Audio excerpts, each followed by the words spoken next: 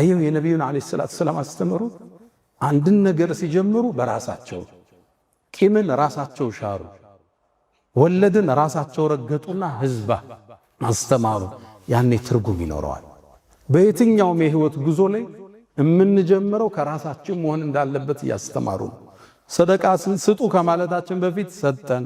ለሊት ቁሙና ስገዱ ከማለታችን በፊት ሰግደን ሲሆን ንግግራችን ትርጉም አለ ለተቀባይነት ሚዛን አላህ ይሰጠዋል አላህን እኛ ማታለል አንችልም ሊማ ተቁሉነ ማ ላ ተፍዐሉ ማታረጉትን ለምን የምትናገሩ ይላል አላህ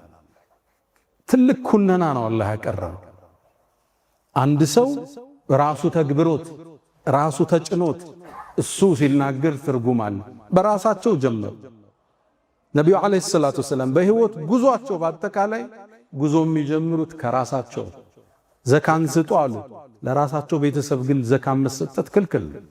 የነብዩ ቤተሰብ ከሆንክ ዘካ ይገባ ለምን ይሄ ዲን እሳቸው የሚበሉበት አይደለም ያበሉበት የእሳቸው ቤተሰብ የሚጠቀሙበት አይደለም ሌላው የሚጠቀምበት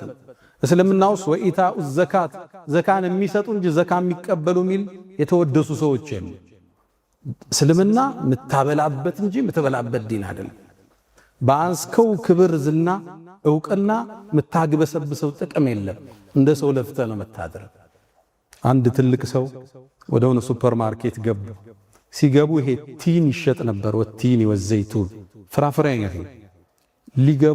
ሊገዙ ሲገቡ ሰውየው አያቸውና እንዴ ሸኽና አርሶ መጡ እንዴ በነፃ ይዘዱ አላቸው